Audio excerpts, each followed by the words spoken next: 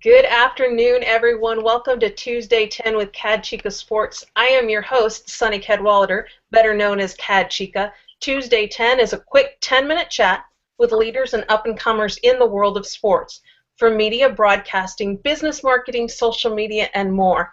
Now, normally, we come to you every Tuesday at 5 p.m. Pacific and Arizona time, 8 p.m. Eastern time, but it's May. We are in the middle of the Stanley Cup playoffs, and my guest is covering Game 7. Yes, that's right, a Game 7 tonight in Pittsburgh between the Pittsburgh Penguins and the New York Rangers. Please welcome in my guest, Russ Cohen. Hey, Russ.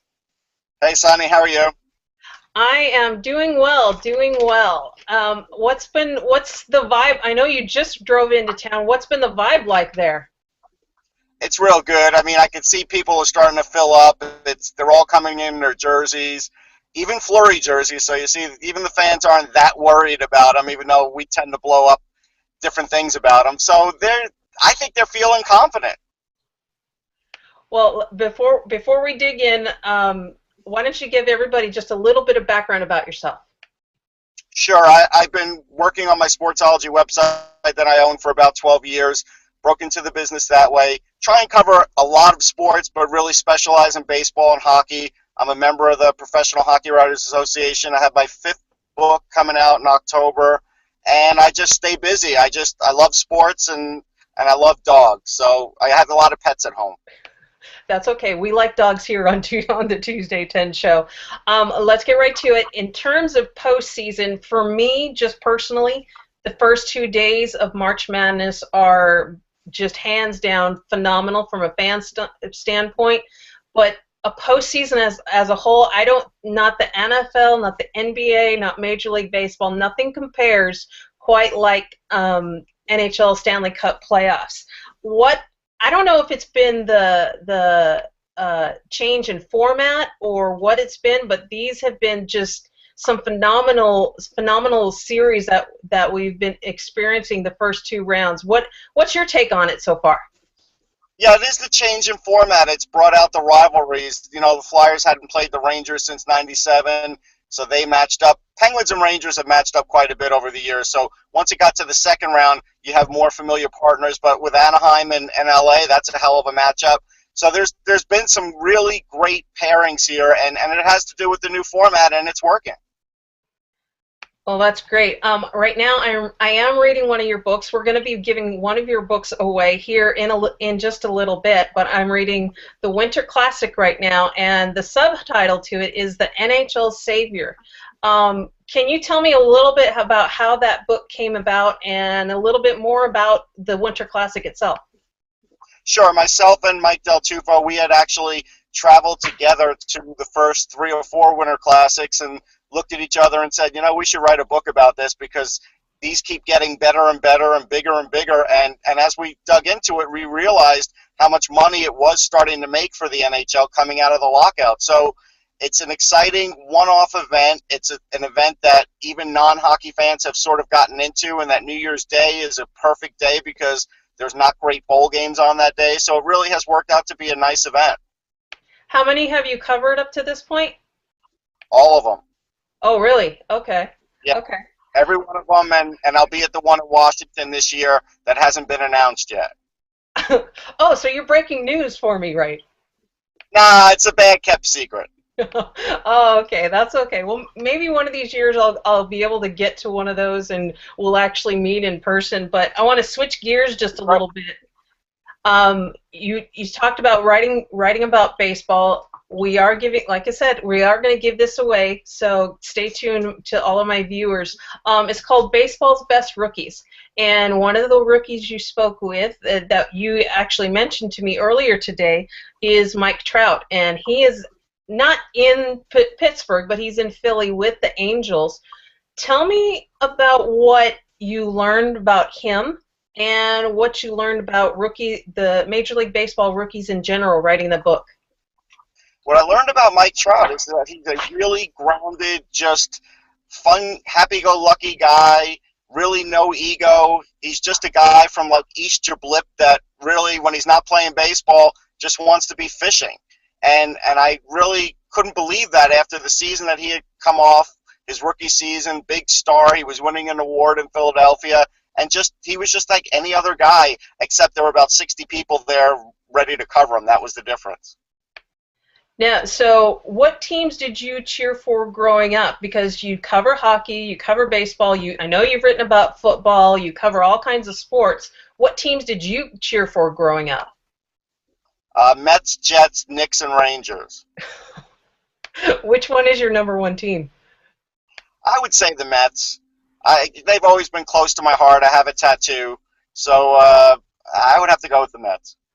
So are you kind of a long-suffering fan? Like I know there's a friend of mine watching right now. He's a Mets fan. Are you kind of a long-suffering fan, like right along with him?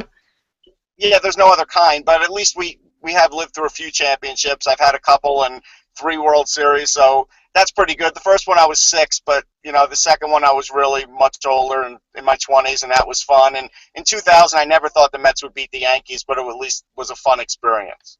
Well, that's more than I can say for my team. My team is the Mariners, so maybe one of these years I'll get to experience what you guys have experienced.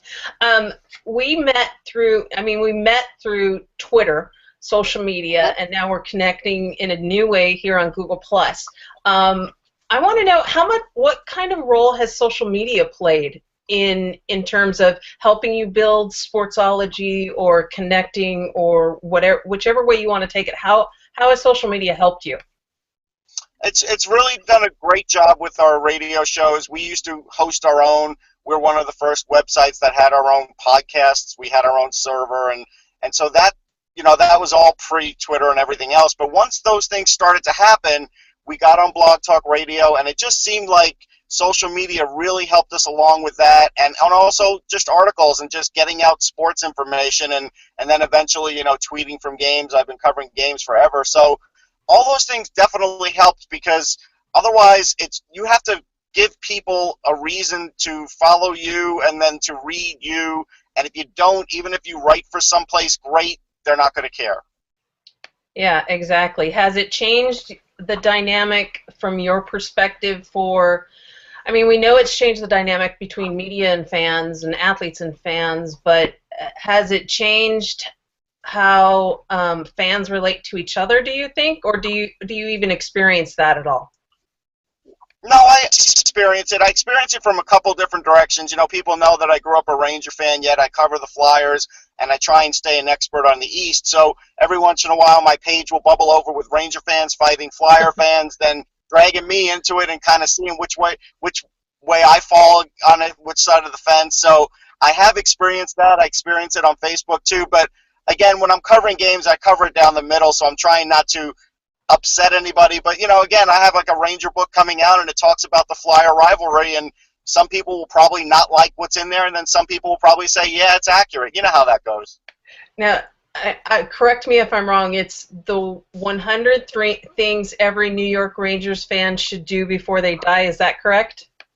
That's correct, yeah. Triumph Publishing. It's already available for pre-sale on Amazon.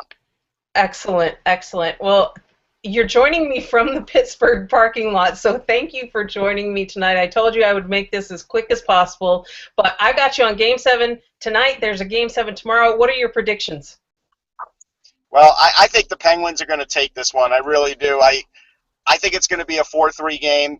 It wouldn't shock me if it's an overtime game. I just don't think the Penguins are going to roll over easy here and lose 3 in a row. I hate to use stats. The Rangers have actually never come back from a 3-1 deficit. In 1939, they had a 3-1 deficit that they almost came back from and didn't, but I don't think that matters. I just think it matters that Pittsburgh has Game 7 at home, and that's why you get home ice. And we got one more tomorrow. What's your prediction for tomorrow? For Chicago, I think Chicago takes it. I thought they would take it the whole time. I think, a lot of times teams, when they see they're behind in Game 6, I don't want to say coast, but they sort of change their mindset knowing that they're going home for Game 7 and sort of gear up for that, and I think that's what they're going to do. Is that what happened to Boston last night against the Canadiens? Yep, absolutely. At some point, they just check out of that game. They take their lumps. They know they're going home. They've been in that situation before. They've won a cup. They've been to the cup twice. They're going to win that game, I think. Well, thanks for joining me. Why don't you let everybody know real quick where they can connect up with you? Sure. At Sportsology is my Twitter handle. Russ Cohen on Google Plus, at Sportsology on Instagram, at Sportsology on Vine, or you could just go to sportsology.net and read what I write. And I had to quickly grab my book again. I dropped your book. I'm sorry about that. We are definitely giving this away tonight to the first person, whoever is out there watching, first person to tweet at me the hashtag because it's the cup and the Tuesday 10 CCS hashtag. Tweet me at CadChica because it's the cup hashtag and Tuesday 10 CCS hashtag, and I will get Russ's book, Baseball's Best Rookies, to you. I know, it's a hockey hashtag for a baseball book. It makes no sense, but that's okay. So connect with me at CadChica on Twitter and Instagram. Check out my website, CadChicaSports.com, for the latest in sports and social media news. And we will return next week at our regular time, 5 p.m. Pacific and Arizona time, 8 p.m. Eastern time, when my guest will be social media strategist and a member of Team Fitz, Larry Fitzgerald. My guest will be Joe Scott, athlete helper. Thanks, everyone, for joining me, and we'll talk to you next time.